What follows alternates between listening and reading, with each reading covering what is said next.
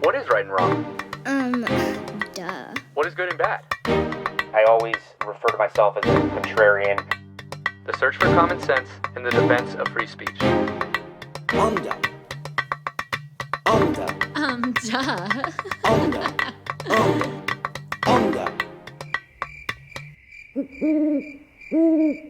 All right, welcome to the Duh podcast.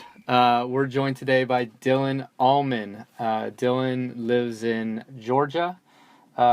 He is currently a university student and runs a Twitter account called Speak Liberty, which has a lot of trivia about American history. And Dylan, am I right? You're a self-described libertarian?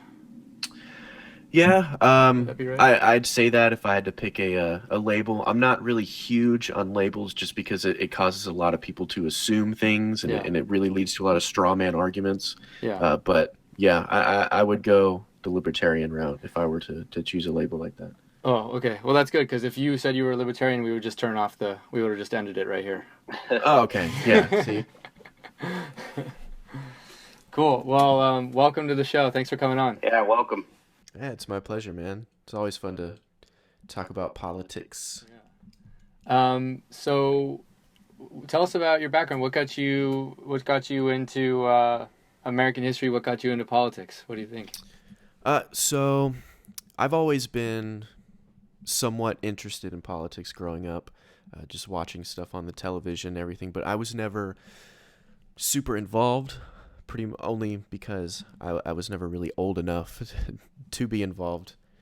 But once I turned 18, I started doing lots of research into it, mainly because of the polarizing election that we've been through, and looking at both candidates and being like, I don't like either one of these, which helped me want to do research into the different options and the different political ideologies, and figuring out what I actually believe in the principles that I have. And so that led me down a path of trying to figure out who I am politically, and that made me realize that it's something that I love and that I really want to get involved with, because growing up, I always knew that I wanted to help people. That was always my thing, going on trips to help rebuild communities and everything like that. I always really loved it. And for a while, I wanted to be an actor, an entertainer, because I wanted to make people happy that way. And then whenever I started getting into politics, I was like, this is a really good way to help people, because politics is very important, because it's directly related to your life, and whoever's in power is very important, because what they do can change the way that you live your life completely.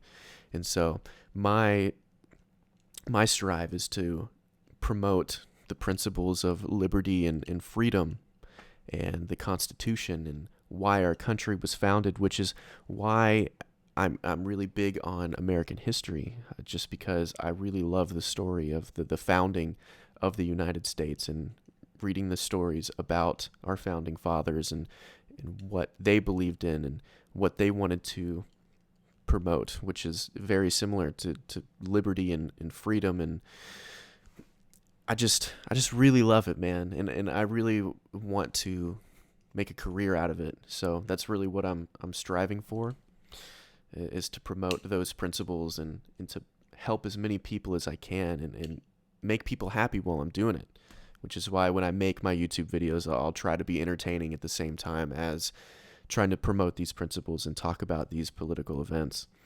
But I just always been really interested, and yeah, that's kind of my story. Nice. And so you after trying to figure this all out, you decided that you follow the ideology of libertarianism more than any other current ideology? Yeah. I would say that I fall more under the I'd say like a classical liberal sense. I've Like a always JFK liberal? uh not really, more of a I don't know. Do you ever watch Dave Rubin? He talks a lot about classical liberalism, Yeah, I love like David. John Locke or a Friedrich Hayek. I like a lot of the stuff that he writes in Rand. Um, yeah, pretty much people along those lines: limited government, liberty, freedom of choice to do with your life. As small as government is possible. Free markets. Yeah. You always have to clarify because it's such a broad term these days. People just call themselves Exactly. libertarian and think that it's like, it's in the middle. That's Right. Right. That's why I'm not a huge fan of broad labels like that, because people just assume that you subscribe to these ideologies when you might not, because there's a big spectrum even in the libertarian movement. So whenever I talk about politics and my stances on things, I would much rather give my opinion on specific stances and principles and policies that I would support, as opposed to just saying, "Oh, I'm a libertarian," and then as soon as I say something that might not be the typical libertarian stance, everyone calls me out, and I'm like, "Look, you know, maybe I don't subscribe to everything that a typical libertarian would be, whatever a typical libertarian is, because like we said, there's a lot of different versions." right. Yeah. Right. Yeah, and what's interesting to me is that you said like you turned 18 and you watched the election unfold, and what I had said to Tommy in the past was I can't tell if it's just me getting older and it's just the current political climate that is of my time, and so I think it's a big deal. But then you talk to people who have always followed politics and who have always um, just kept a close eye on what's happening in the United States, and they said that this past election was just unprecedented. It was just the weirdest, craziest thing. So do you think was it sort of the impetus of being in such a crazy political scenario in America that got you really into this and being a content creator, starting to tweet and make YouTube videos, or do you think it's just you coming of age and starting to get into politics in general? What do you think about that? I think the initial factor of getting me to start realizing that I really liked politics was the election. Watching the news and seeing these two polarizing figures going at it. I was a big supporter of Marco Rubio in the primaries, went to a couple of his rallies, and then when he got,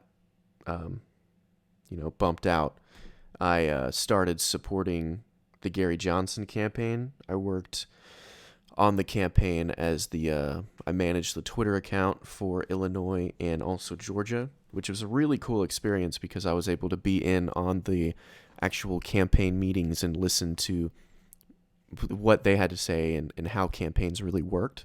So that was really interesting. Um, I chose Gary Johnson just because out of the three candidates, I aligned with him more than the other two. He wasn't really my favorite candidate in the world. He had a lot of flaws. I wish the Libertarian Party would have been a little bit better in choosing who was going to represent their party. But yeah, that really got me down looking into libertarianism whenever I started supporting him. And so I started, doing lots of independent reading on all of this stuff and becoming to realize that politics really interests me and the way that it works and how American government works, and diving into American history and seeing how that relates to politics nowadays. It just started really interesting me. So in a sense, I always had that in the back of my mind that I would be interested in it. It's just the election really gave me that initial push to realize that was something that I wanted to do with my life. Yeah, I remember kind of growing up and being in class and hearing about the founding fathers, and it was always the founding fathers this, the founding fathers that, Declaration of Independence, the Constitution, and it was all kind of white noise. It was sort of like I was in Catholic school. It was sort of the way that like the prayers were white noise. I was just kind of like, okay, yeah, I get it. These are big establishments that have been around forever. So But as I got older, I kind of began to reflect on that America is definitely unique in the way it was born and the way it's continued to run today. But so, what would you say to the average person, the average Joe? Why should I care about American history? Because we all need to know where we came from. A lot of people, well, think that the best way to run an American government is to do something this way. But we need to look back and see why our country was founded and the principles that it was founded on, and to see how passionate these people were for fighting for our country. And it really saddens me to see people actively trying to stray away from those founding principles when that's what made America great to begin with, were these founding principles of liberty and freedom and personal choice and having representation. And the Constitution is just really beautifully written. I mean, obviously there are some issues, which is why there's amendments, but just reading the Declaration of Independence and just really feeling what these founders were fighting for and what they believed in, it's just really heartwarming for me, and it makes me want to continue to push for their initial cause, because so many people are trying to stray away from it nowadays. So it's always good to look back and see where you came from and see where your country came from, and just see how amazing it is and how amazing it could be if we just would push or to go back to these founding principles. Can I just say, you make me want to read the Declaration of Independence again. That was so passionately Dude, delivered. I have got the Declaration of Independence like on my wall, man. Like, I love it. Just everything about that whole era of just the colonialism, dude. For real, like, this isn't a joke. Sometimes when I can't sleep, I'll just lay in bed and play some like old-time colonial music. And I just love it, man. And just to read the old documents that they wrote, and just Common Sense by Thomas Paine. Oh yeah, gotta That's love Michael's it, man. favorite. So yeah. it's really interesting, and I just would really wish people would look back and actually pay attention to all the stuff that happened then and see how it can relate to stuff nowadays. Just thinking about what the founding fathers would think, or even George Washington, amazing man, by the way, would come nowadays and see what the country has turned into with the invasion of privacy and how big government has gotten. They would be disgusted. There's no doubt in my mind.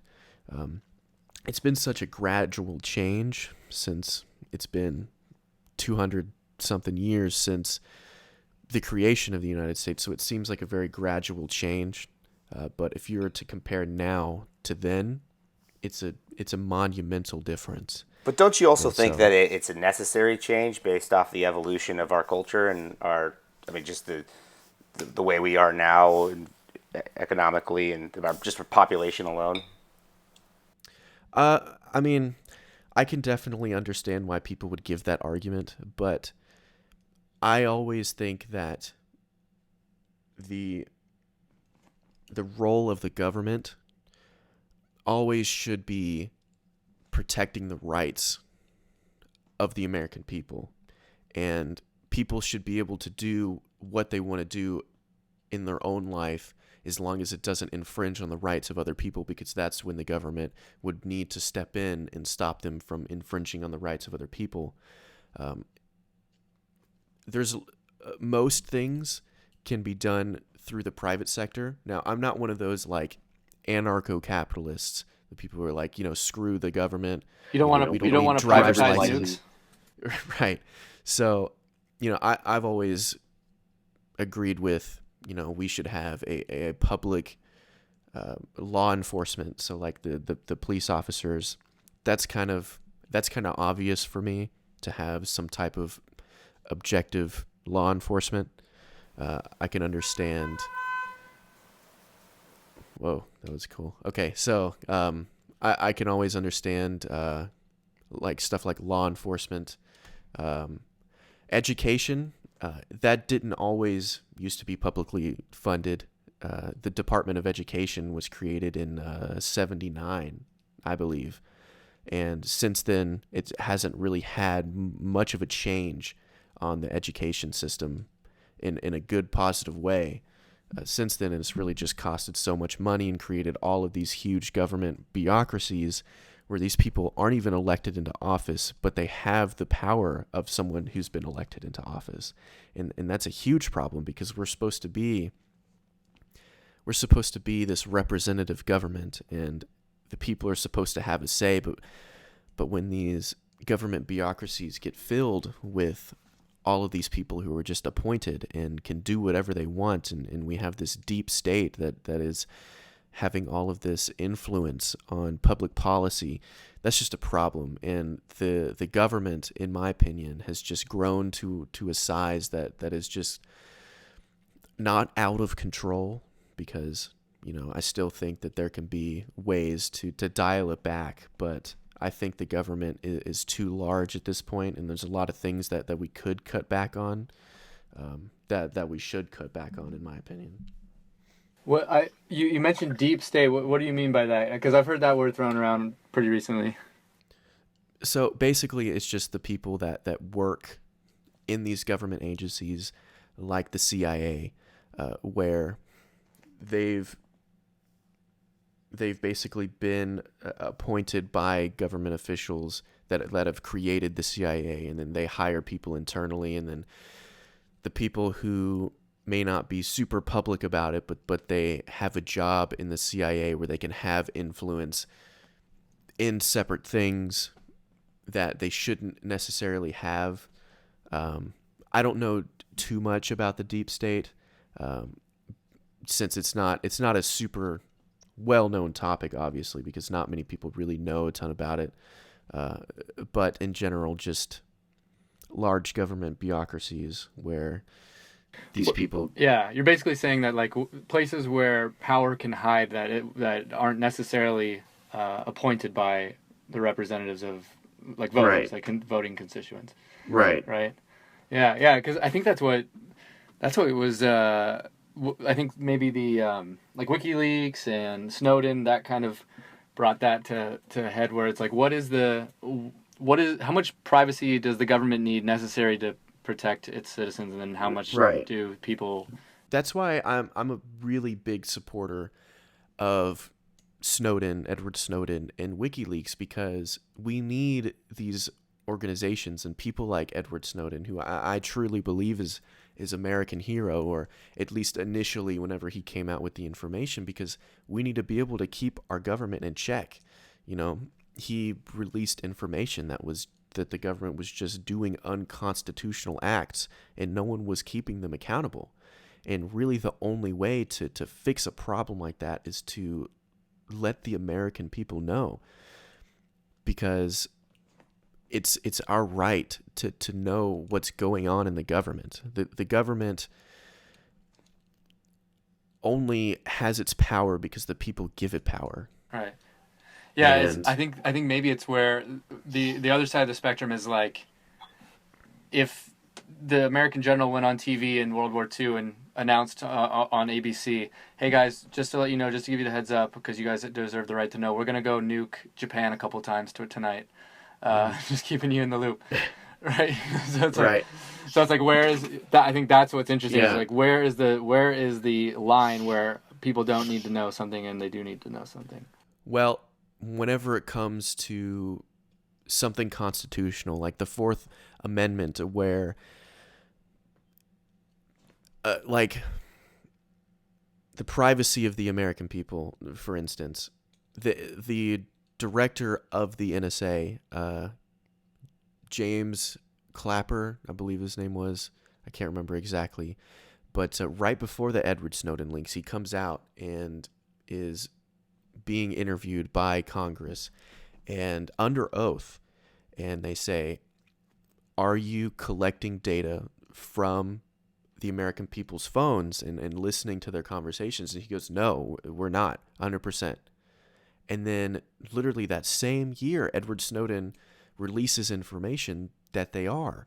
So it's really difficult to trust the American government when, the director of national intelligence comes out and directly lies under oath to the American people about the government not following constitutional law. Do you think, I don't know what the exact question was they posed to him, but do you think he might have been playing word games? Because you said if they were listening in on the conversations. I heard it was mostly just metadata collection, right? They weren't actually... Right. They I'm not 100% sure on the wording, but I've watched it many times. They made it clear.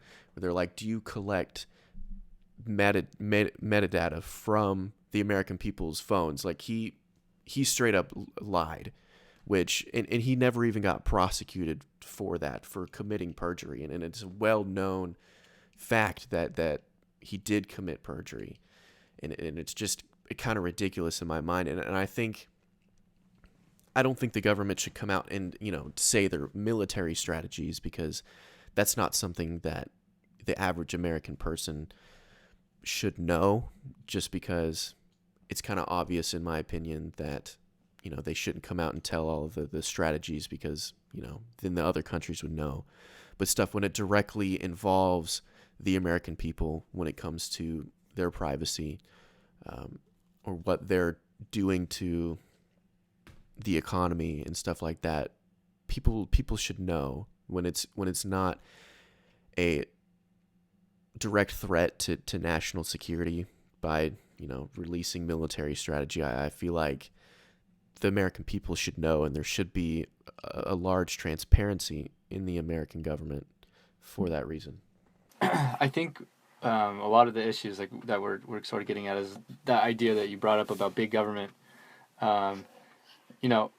If I'm the average, I'll use the average person trope again. But if I'm the average person, why?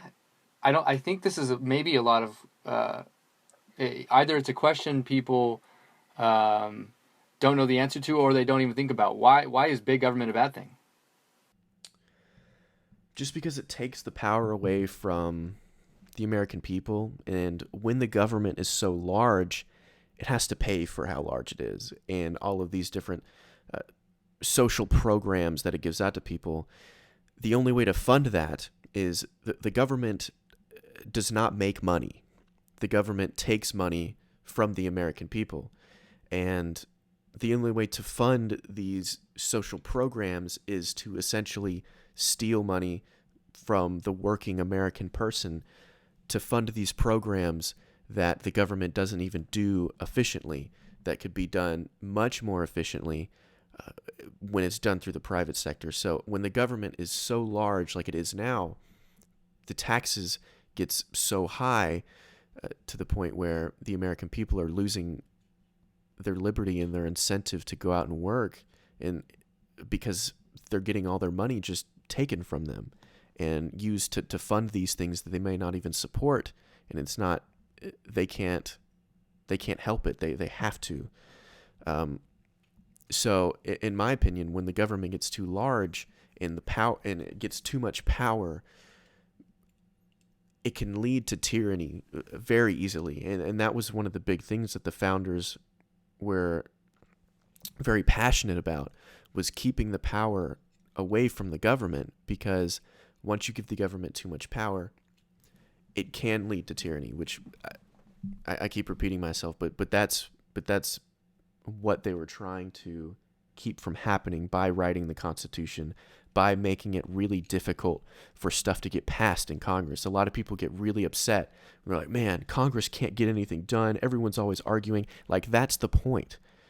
They want people to sit and argue and figure out amongst themselves what's best for the country, and to not get so much stuff done over and over, where there's so many changes and bad stuff can easily happen that way. It's designed for people to get to argue and slowly get stuff done, because there's so much of a balance in power, and that's starting to get out of hand because Congress is continuing to give more and more power to the president. I remember when Congress had to declare war or to give authority to use an act of war on something, but now the president can just declare war on a country, and that never was supposed to be the case. The president is the commander-in-chief. He directs the army, but he should not have the power to actually declare war on someone. That was one of the powers that Congress was just like, oh, you can have that power, Mr. President. And I'm like, come on, man. That's not what's supposed to happen. The president can't have this much power. I mean, I think what the libertarian ideology is very sexy. You know, it attracts a lot of people, right? I mean, just the way you described it, I think you were dead on.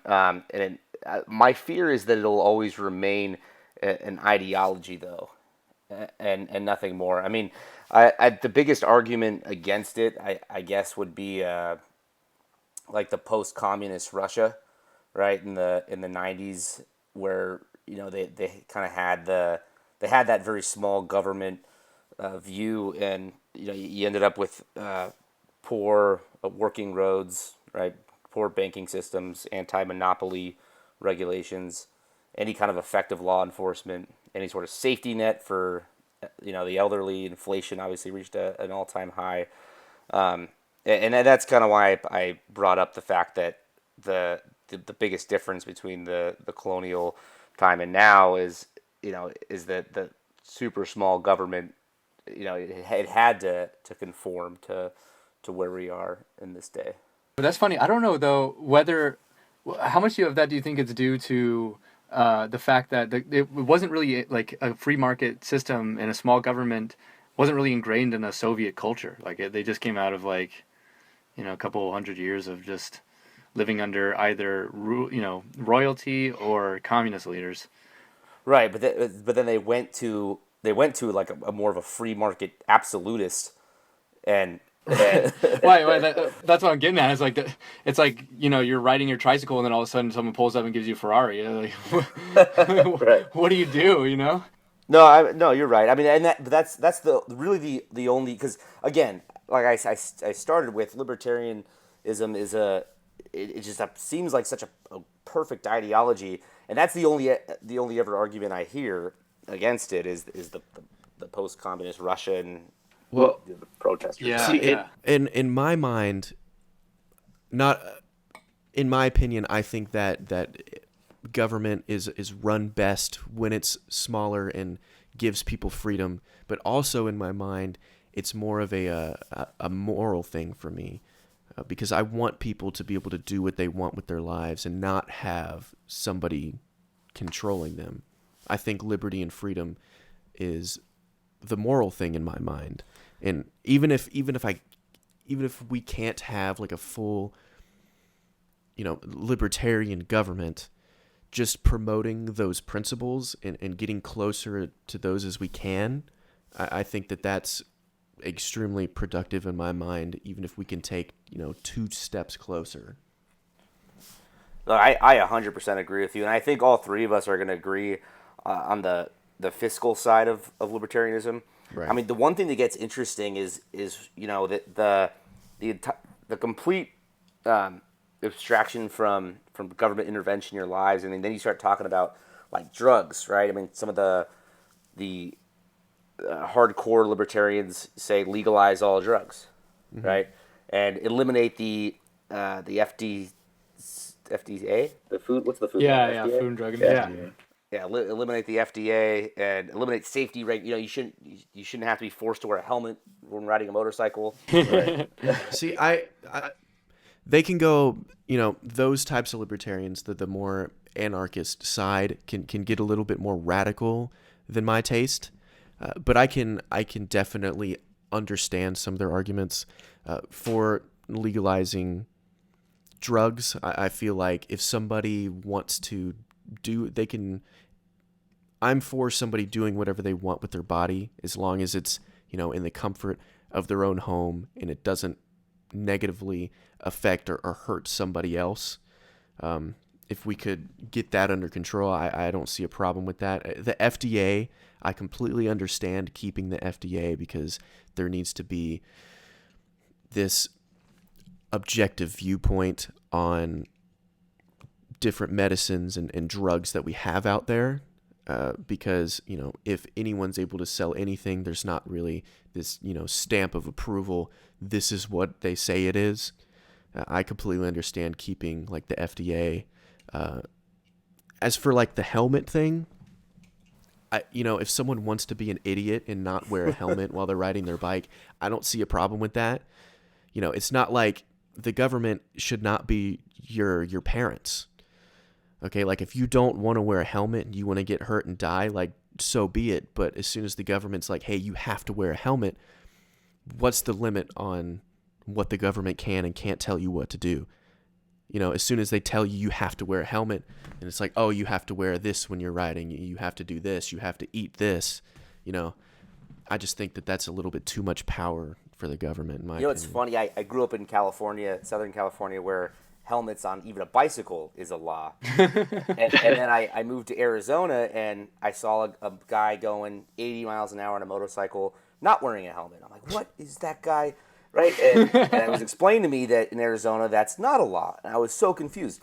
And then I find out that in Arizona, motorcycles can't go in between the cars. Oh, yeah. Which in California, you know, they just fly in between traffic. Oh, yeah. and then just these little things that I didn't understand at all. Not super relevant to the conversation, but I just had to bring that up. Right. I heard motorcycle wind through your hair adds like 1 million sperm every day. Yeah, I mean, in my opinion, whenever it comes to doing stuff in your personal life, I totally just forgot what I was saying. Sorry. Well, I think we were talking about the legalizing drugs. I just by coincidence looked it up last night because I was kind of curious of like what not Amsterdam, but the Netherlands just does in their drug policy, because they're very laissez-faire with their drugs. And I found out they actually have clinics that give government-issued free heroin to addicts. They give heroin to their people, and they have a dwindling addict population as compared to other cultures because they're allowed to like safely treat these addicts with heroin.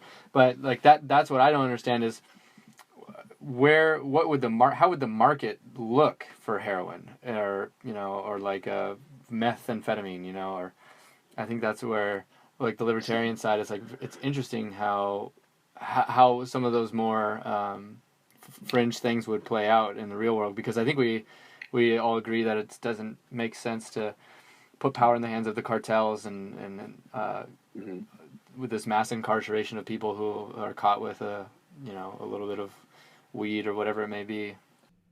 Yeah, it would be extremely difficult for something like that to pass in the United States.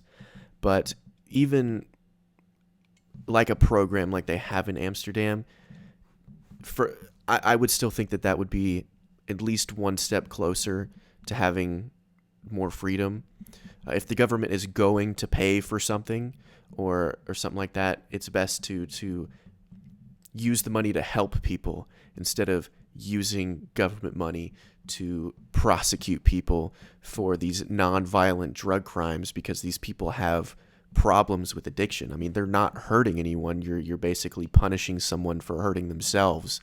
And that's always just been a weird concept for me. It's like, you're hurting yourself, we're going to hurt you even more.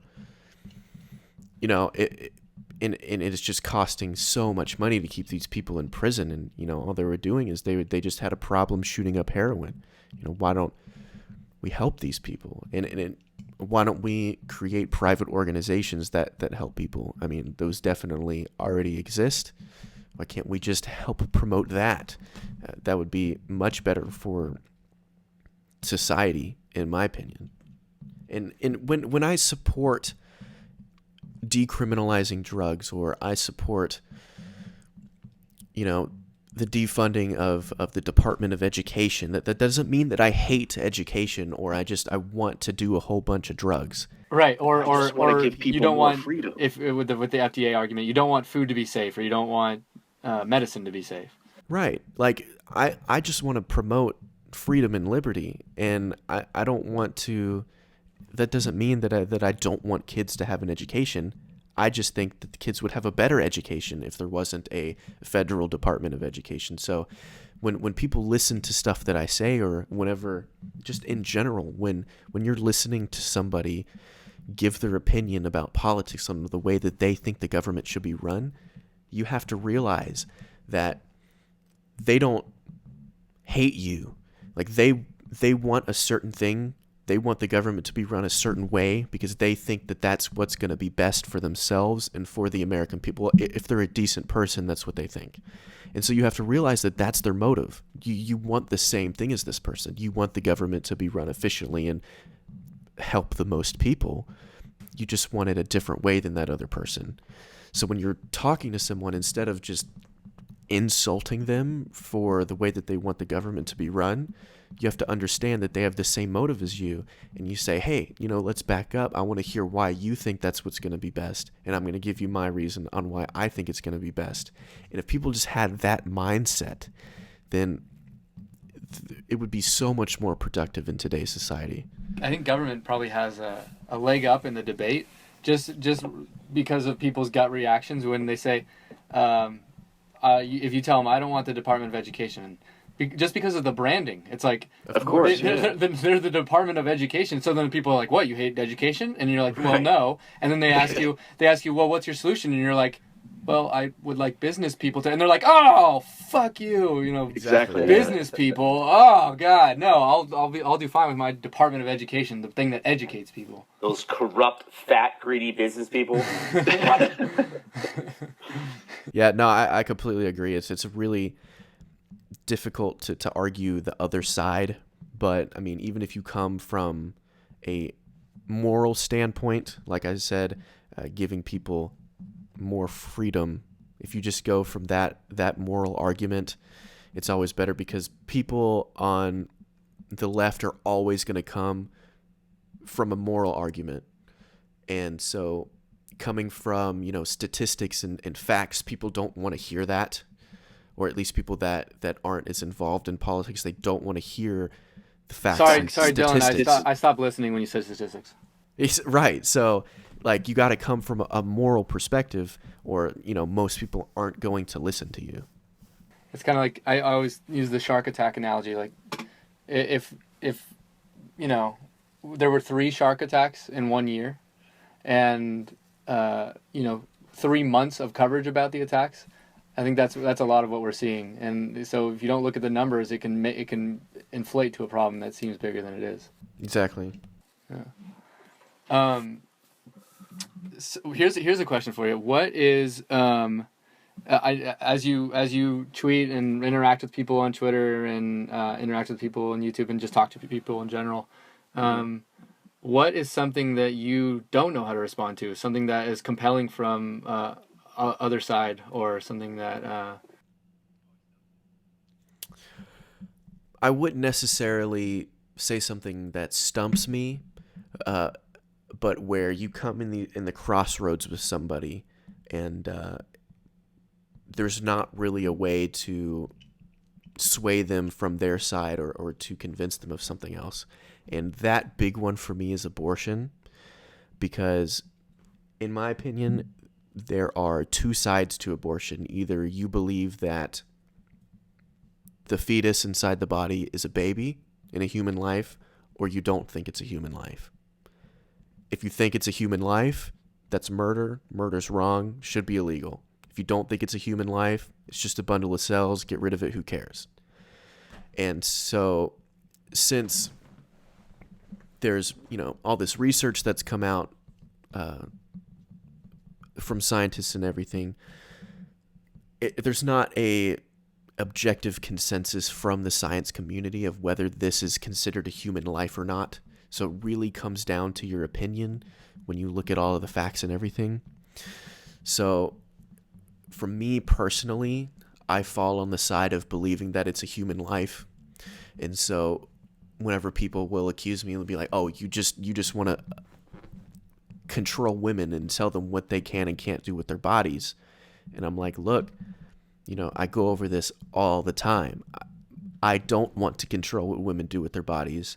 I believe that the baby is its own human body. And so that's always difficult because no matter what I say, I'm just trying to objectify women, regardless if I believe that this is a human body or not. My argument for it being a human life is, since there isn't an objective understanding that it's a human life or not, I feel like by default we should fall on the side of that it is a life. Because if information comes out 15 years from now that it's been a life this entire time and we've just been murdering children in the inside of women, that's awful. And you make up a great point there.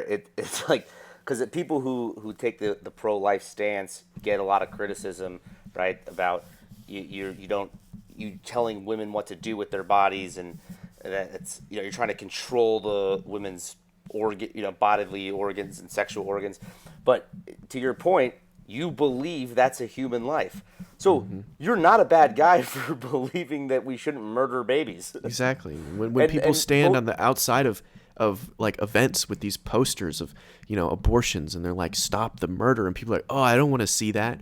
In their minds, you're murdering babies. Of course they're going to stand up and do something radical because they don't want you to murder babies. They think you're murdering babies. Exactly. It's completely understandable for me. I don't know. Yeah.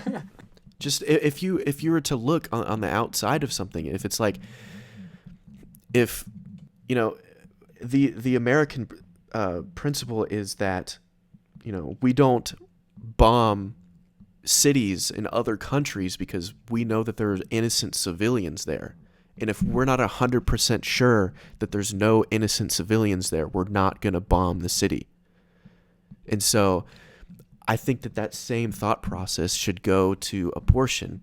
If we're not 100% sure whether this is a life or not, when there's compelling evidence for it being a life and evidence showing that it may not be a life, I think we should fall on the side of maybe it's a life, so we shouldn't kill it, just in case. Just like we don't bomb cities when we may or may not know if there's civilians.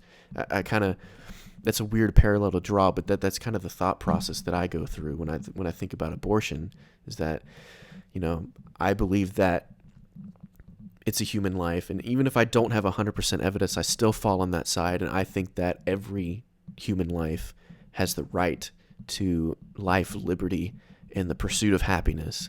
And if we're killing this child, then they never have a chance to experience that. But that's where I lose some people in who are pro-life, though, is because I feel like a lot of people on the right are very rational, very stats-based thinkers. They want what makes the most sense, and then it comes to abortion, and then they say, well, it's my belief, and then it's like, whoa, where are these beliefs coming from? Like, I thought you were all about the evidence, and then so that's what's interesting to me, and I think maybe what at the core of this abortion debate, which I think is probably why it's so heated, is because at the very, very core of it, it's a question that no one in the history of the world has been able to answer, which is, what is the nature of consciousness? What does it mean to be conscious? What is a life? What is a moral obligation to preserve it when we can? And then I think it's like we may be able to talk to anyone and have a 2-hour talk on abortion and go through the ins and outs of it. And at the end, we're like, oh, you know what? You and I, we're not so different. You're pro-life, I'm pro-choice, but in the end, we have some common ground. But at the end of the day, it's not the abortion as a debate topic is totally different from the abortion as an act, because at the end of the day, you need to make a decision whether you or not you want this to be in law. Right. Because it's either you do it or you don't do it. Right. I mean, I completely concede your point that we don't know. I'm perfectly okay with admitting that, there's evidence to support that it is a life. There's evidence to support that it might not be a life. I just have that thought process that we don't know whether it's a life or not 100%. So I'm going to fall on the side of it's a life until you can prove to me that it's not, because I don't want to risk, murdering a child. So you get where I'm coming from on that? There's an argument to show the molecular biology is similar of, let's say, a fish, right? Which is also a living thing and arguably a conscious. So, like, do you not eat fish either, or do you think fishing is also, as immoral? No, I think that's kind of a hard topic to talk about, but Yeah, I think we have to remember like how we introduced this. Yeah, I mean, I've always just thought humans are the superior animal of the world. I mean, I don't know. I've never been a super, like, animals are great. I don't want to go, murder a bunch of animals, but like fish, we eat. It's meat. I don't know. This is kind of a hard one to talk about. But just disclaimer: I love sushi. My favorite food, so. I don't know. I grew up a Christian. I was in the Methodist church until I was about 17, and then I started developing my own beliefs about things because I grew up kind of indoctrinated in that belief. Like most people are, and then whenever they come of age, they're able to think for themselves, and whether they stay in the religion or not is up to them. But I kind of strayed away from the Methodist Church, started looking at different religions. I ended up being a Mormon for like 6 months. That was weird. And then for the better part of a year, I've been a very comfortable atheist, agnostic. So I don't get my moral beliefs from the Bible. I come from a more natural, objective morality, which is a completely different subject on its own. Right. Yeah, I sort of went through something similar, and so I'm curious, what was that process like for you, going from Methodist to, and then kind of having a little limbo period? And yeah, it was. How do you feel about it now? Was there ups and downs in the? Oh, of course. I always grew up in the Christian church, so I never knew anything different. So I always fell by the default, there is a God, and prove to me that there's not. And so that's always the default that I fell under. And when I started questioning things, whenever I got old enough to really think for myself, people couldn't answer my questions of, why there's so many denominations. The thing that set me down the path was I was very involved in the youth group at my church, and we would go and play kickball with the other Methodist churches like in the area. And one day we drove literally across town to play kickball with this other Methodist church. And I said, hey, there's literally a Baptist church next door. Why don't we play kickball with them?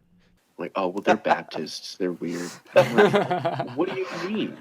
Like, these are other Christians, and if these denominations are so different that we don't even go play kickball with them. And I was like, screw that, I'm gonna go to Sunday school there, and like brought a couple of my friends, and we kind of rebelled and went to Sunday school at the Baptist church. And that kind of set me down this path. There's not very much consistency, and I started questioning the validity of the Bible. And we'd sit down and we'd have these conversations about these Bible studies, and our pastor would be like, we'd read a passage, and he would say, what's your interpretation of this? What does it mean to you? And everyone would have this different understanding of what we just read. And I was like, if there's not a consistency in the book that the entire religion is based off of, how can I subscribe to this? If I can't even know what I'm believing, and I have to rely on just what I think the world is, without any type of evidence whatsoever other than this book that was written by all these different people thousands of years ago, with no actual concrete evidence of a God existing. And I've written lists and lists of my issues with religion, and I still fall under that very libertarian mindset where people can do whatever they want. They can follow this religion, follow this other religion. I don't have a problem with it. You can do what you want, but don't get it involved in government.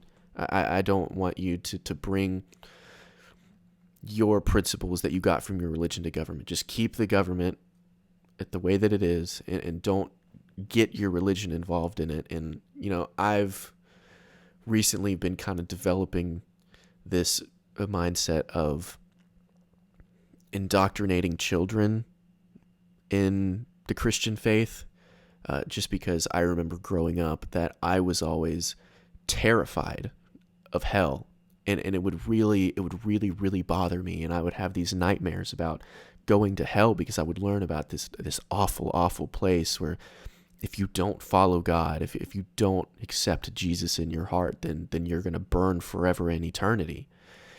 And that always just scared me, and I still have nightmares about it to this day, and I don't even believe in God.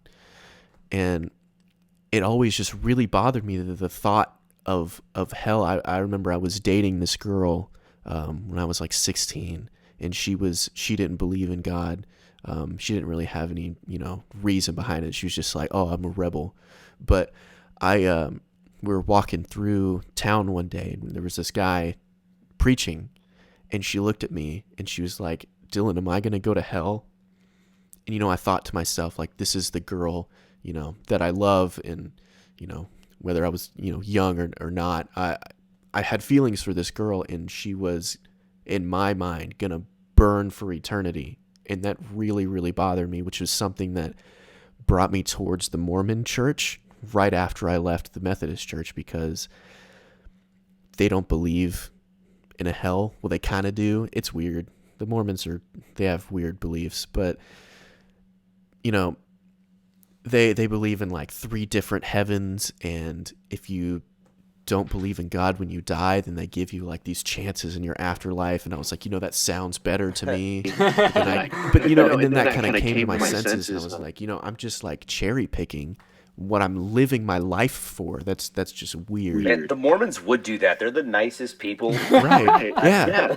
So it's weird. So they have 3 different types of heaven, and they're the Canada of America, by the way. Yeah. It's like if you're married, you're baptized, and you get like your special underwear, then you go to the top heaven. And even if you don't get baptized before you die, you can go to the temple and get baptized for people that are dead that didn't get baptized. Like I did that. Like I got baptized like 7 times for dead people. And even if you die without getting married, you can get married to a dead person. Like that, yeah, it was kind of weird for me, honestly. Necrophilia is a tenet of Mormonism? Well, not. It's kind of like in the spirit of, like, in their mind, you died, you didn't get married, you're sitting up in heaven in this waiting period, and Jesus is like, hey, this person just, is wanting to get married to you. Do you want to accept it so you can go into the higher heaven? You're like, hell yeah. That's funny you Sure. say that, because I had a long conversation with a Mormon on a plane one time. It was like a 4-hour flight, and we just talked the whole time. Yeah. I think they do have kind of a weird thing about marriage, right? It's like it's even more prominent than, like, it's just kind of assumed. Am I right that around like 26 or 27 you're just married? Yeah, they have different, they have like a family, they call their gatherings a ward, which is like your section in your community. So they have a family ward where you go with your family and everything, and then there's a young single adults, like the YSA, and that's from 18 to 29, and literally their focus is for you to get married. Like they have all these events, and they talk about marriage all the time, and I mean they believe in, no sex before marriage. And I talked to so many Mormons where they're like, man, I really just want to get married so I can have sex with this girl. And, that's I've heard that too. That's a huge reason why they get married so young. And in their mind, like, marriage is for eternity. They have this eternal family, which was very. I liked that a lot because I'm a very family oriented person. So I'm like, when I get married, I'm going to be married to this person forever, and my children are going to be, my children forever, and I'm always going to have this conscious knowledge that I'm still married to this person in heaven, and the only way to go to hell, which is called the outer darkness for them, is you have to believe in God and actively go against him, which is the stupidest thing in the world. If you actually believe in God, why on earth would you go against him? That's insane. But that's like the only way that they can go to hell. And I was like, that's very appealing to me. And then you start like actually researching what they believe and the validity behind it. And you're like, okay, never mind. But Dylan, Dylan, let me ask you this. Was it more of a gradual thing, or do you remember, was there a moment where you were comfortable saying I'm an atheist or I'm an agnostic? So I consider myself an atheist agnostic, as in like they're not mutually exclusive. Atheism is like a meaning not, and then theism. So atheism is not believing in a God. Agnostic is acknowledging that we don't know if there's a God or not. And I'm perfectly okay with admitting that, there's no evidence, for God. So we don't know if there's a God or not. I mean, there could be, but there's no evidence to support there being a God. It's completely faith-based. And, there's lots of evidence not against God, but evidence to support there not necessarily needing to be a creator. So I'm not saying that I 100% know that there's not a God. I'm okay with admitting that I don't know whether there's a God or not. I just have a really good thought that I don't think that there is one. So I would go by atheist agnostic. But my the point where I was okay with it was I went through. So I left the Methodist Church for a while, and I was just really mad at the church and just confused and upset because I'd lived my life for this thing and no one could answer my questions, and it really, really bothered me. And I was like, screw this, I'm done. And I was kind of out of that for a little while, and then I started talking to these Mormon people, and I was like, this sounds really great. It's a lot of the things that I had issues with in the other church were answered, by the Mormon church, and they were just the nicest people in the world and so welcoming. I mean, don't get me wrong, like I have issues with their actual belief system, but the Mormons are so nice, man. They're like the best people you'll ever meet. One issue I have with them is like, if you're born a Mormon and your parents are like really strictly Mormon and you leave the church, like that is like the worst thing in the world for their family. A lot of people will get disowned by their Mormon family, and that's awful in my opinion. But the people that introduced me to the Mormon church, super great people. One of my best friends was a Mormon, and so she introduced me to the church, and I went through, got baptized. My family was super Christian, and they hated it, absolutely hated it. I got heckled by my family like crazy, and they're like, what are you doing? You're insane. And I was like, I just want to do this, and it just made me feel really good. And while I was in the Mormon church, they have these people called missionaries where you're 18, 19, like in your super vulnerable state, okay? And it costs $10,000, and you go on a mission for 2 years, and they choose anywhere in the world to send you. It could be Utah, it could be Atlanta, Georgia, or it could be Uganda, okay? There's even some people going to North Korea. It's ridiculous. It costs $10,000. You go for 2 years. The entire time you're just supposed to promote the church. And so they're everywhere. And so I was talking to these missionaries, and I kid you not, I would come to them with concerns, and I would say, my father is saying all this stuff and giving me all of this bad stuff about the church and, criticism towards it. And I remember they sat me down and they said, think about the way that makes you feel. It makes you feel bad to hear all of this stuff about the church. And think about the way it makes you feel when you're at church. It makes you feel good. And I at that time I was very vulnerable, and I was like, that good point. And I'm looking back and I'm like, you're an idiot. They're a fucking cult. Go run away. So it's like, well, yeah. And I ran into a couple of missionaries recently, and I still want to talk to them. I want to try to save them, but it's super interesting. But besides the religion part, that tradition in itself is a good idea. It's like just young people going out, living somewhere else for a little while, testing out something that isn't college, which is the problem. It sounds really nice when you're young. It's like, hell yeah, I want to go on an adventure. Mm-hmm. Yeah, it's very interesting what they do, and I just kind of felt bad.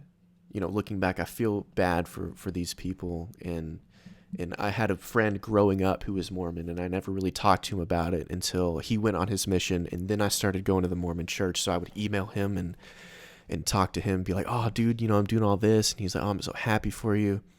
And then when I started, gradually going away, I would ask him questions, and I'd be like, why do you believe in God? And he would be like, oh, because God is amazing, and he does all this stuff for us, and, we'd be nowhere without him. And I'm like, you can't justify the existence of God by already assuming that he exists. That doesn't make sense. And their mission leader who runs the missionaries blocked me from emailing him. And I was like, damn, that sucks. I can't, talk to my friend anymore until he gets back. But it was just always a problem for me. And I ended up leaving the Mormon church just because it got too much for me. And I started really... It's because God doesn't like you anymore. Exactly. God hates me, obviously. And he has Dylan Allman on his list up in heaven, I'm sorry to tell you. and so I ended up leaving that church, and I still had the thought in my mind that I was defaulting to there being a God. It was just so indoctrinated in my mind, where I felt like I just really wanted to believe in God because everyone around me did. I felt like that's what I needed to do.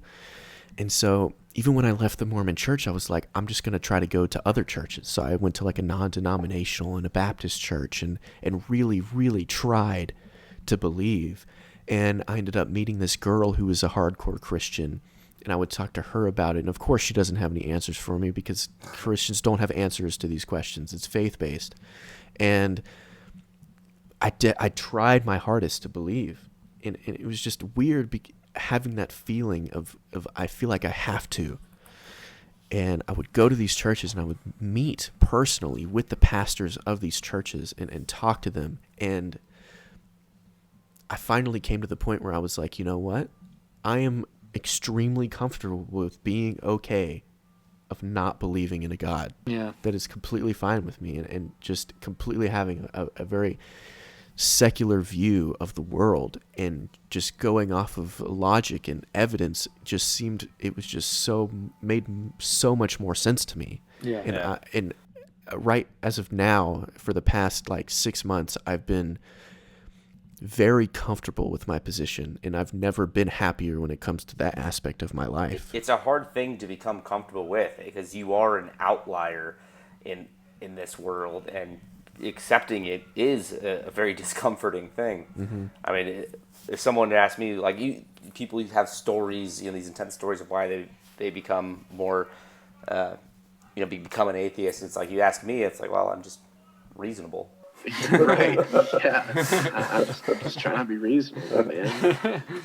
I would constantly try to justify my belief in a God just from events that would happen in my life. Like, I'd see something and be like, oh my gosh, that had to have been God. It has to be. Selective attention, where you start thinking about something and then you start seeing it in the world, and then you make the connection. You're like, wow, this is all connected. Mm-hmm. And then it's easy to kind of kind of fool yourself and be like, wow, it must be, either whatever, God's plan or. That is one of the biggest things I have a problem with the church is, first of all, there's so much inconsistency because some people believe that we have ultimate free will. God has no hand in anything, which I feel like is a very minority in the Christian belief. A lot of people will pray, to God and be like, I'm not worried because God is going to enact his will, and I'm okay because whatever God wants is best, and I'm just going to follow what he says. And in my mind, you're not thinking for yourself. You're putting all your trust in this thing that doesn't exist, and you're not trying in life. The girl that I mentioned earlier, she was such a hardcore Christian. She was having so many problems in her life, and she was like, I'm just not going to worry about anything anymore because God is just I'm just going to follow God's will. And I was like, that's so unhealthy. Like, you're not thinking for yourself. You're not actually trying to get stuff done. You're just like, whatever, God's going to fix it. I just feel like that's incredibly unhealthy. Yeah.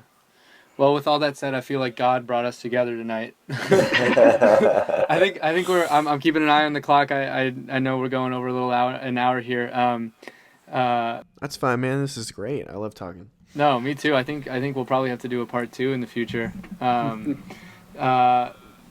Real quick, Dylan. Well, we covered a lot, man. We started off in American history, and now we're talking about God not existing. Love it, man. I thought we had God-given rights in the Constitution, right? But yeah, no, I know we can go down a whole nother wormhole. Okay. Dylan, really appreciate you coming on. Where can people find you online? Where are you? I'm on Twitter at Real Dylan Allman, kind of like the president, Real Donald Trump, Real Dylan Allman. I'm on Facebook. I originally had like a Facebook page, but then I was like, that's so much work. I'm just going to use my personal Facebook and people can like follow me there. That's just facebook.com/Dylan Allman. And then I make my own videos on YouTube. It's just youtube.com/Dylan Allman. I just do like, typical political commentaries, try to be funny sometimes. It's really just my way of trying to build a portfolio to hopefully get hired by, one of these independent media outlets to try to build my way up.